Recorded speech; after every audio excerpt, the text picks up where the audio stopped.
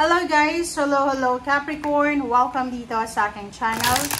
Kapalaran 888, welcome. Alamin natin kung anong messages, vibration, gabay energy para sa lahat ng Capricorn. This is general reading. Okay, Capricorn. First card tayo. There's Wheel of Fortune. First card is Wheel of Fortune. Second card and third card is this is Empress and then Magic Mirror. So, para sa mga Capricorn, nakita na natin to Capricorn for the past few readings na sinasabi ng baraha sa'yo na may posibleng unexpected change or yun, parang Wheel of Fortune siya, unexpected magic to diba? So, sinasabi maybe may hinihintay ka may hinihintay ka na milagro or maybe may hinihintay ka na blessings, parang ganun, na posibleng dumating sa'yo. Ang nakikita ko dito, maybe pregnancy, pwedeng ikaw ay unexpected na buntis or posibleng ikaw ay unexpected na yun, nakabuntis kung lalaki ka. And yung ibang Capricorn dito, maybe this is new beginnings kasi balance ito so maybe may bago kang idea. Gusto mong lumipat ng Europa kung nasa ibang bansa ka na. Yung iba din is gustong umuwi ng Pilipinas for good, or yung iba gusto mong pumunta sa ibang lugar para hanapin yung blessings or hanapin yung swerte or hanapin kung ano man na gusto nilang hanapin sa buhay nila.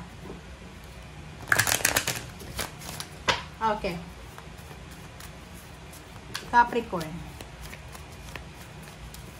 Parang sinasabi sa'yo ng baraha Capricorn na kailangan ihanda mo ang sarili mo para sa pagbabagong ito. Okay. Message. Wow. Okay. Congratulations sa lahat ng Capricorn. Plus, sa ilalim mo dito is courtship. Kunin natin to. And maybe job. Diba? So, kung makikita mo dito Capricorn, sinasabi ng baraha na posibleng meron kang hinihintay na letter, chat, call, email from someone international. So, maybe ikaw ay mayroong karelasyon na ibang lahi or maybe Pinoy din siya pero nakatira siya sa ibang bansa. Ang nakikita ko dito is maybe posibleng may mag-o-offer sa'yo. Maybe siya or ibang tao. Pwedeng mag-o-offer siya sa'yo ng kasal. Okay?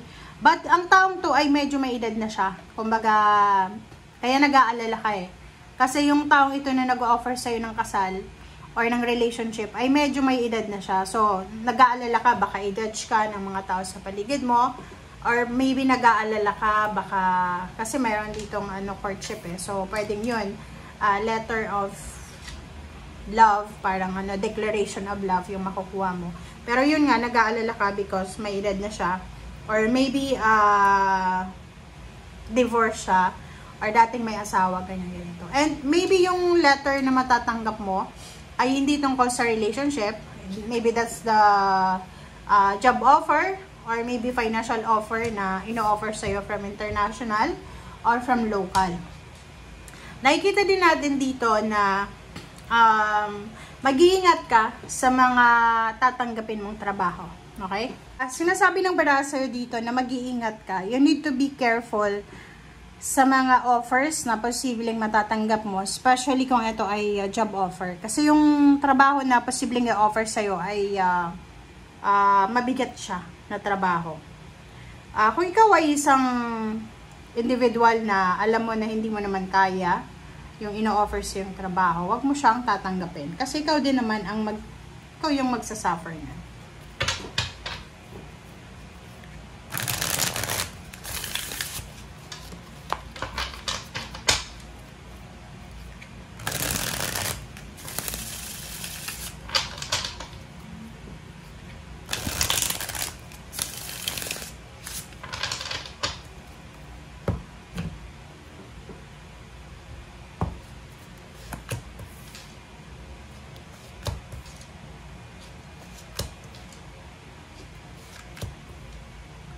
Okay, dito sa 4 cards na to, sinasabi ng baraha sa'yo dito na may 10 of Cups, 7 of Cups, Hierophant, and 4 of Wands. Ang dami-dami mong pangarap sa buhay, Capricorn. Unang-una, pinakapangarap mo talaga is yung magkaroon ng masayang pamilya. Yung buo yung pamilya, especially kung may parents ka pa, yun yung pinaka-focus mo na gusto mong ibigay sa mga magulang mo, kung ano yung mga kaya mong maibigay na yung parang hindi nila naibigay sa'yo. Parang ganun. Yung iba din sa inyo, pangarap niyo yung complete family. Di ba? Yung mag-asawa, may anak, kasal. Parang hindi kayo pabor doon sa yung parang broken family. Parang ganun. Okay, Seven of Cups, sinasabi ng baraha sa'yo dito na you have choice in option. Kumbaga, kung ano man ang pangarap mo sa buhay, emotional or financial, ikaw yung may choice niyan. Diba? Kahit sabihin natin na yung pagkakataon ay hindi pumapabor sa atin. Hindi naman kasalanan ng panahon yon kung yung decision mo is umayon sa ganitong panahon na hindi maganda. Yung parang halimbawa, nasa probinsya ka, may manliligaw ka. Hindi ibig sabihin na yung manliligaw mo na yun, pakakasalan mo na because siya lang yung nanliligaw sa'yo eh. Paano pag lumabas ka ng probinsya mo, pumunta ka ng city? Diba? So, ang ibig sabihin ng baraha, huwag kang magsettle sa less. Huwag kang magsettle sa isang bagay, sa isang relationship, sa isang sitwasyon na alam mo na hindi mo deserve. Kasi may mas deserve mo pa eh. May mas better pa. And Hierophant, nakikita ko sir dito na nasa isip mo yung pagpapakasal. Pagpapakasal, pagtatrabaho, pagbe-business, parang ganun.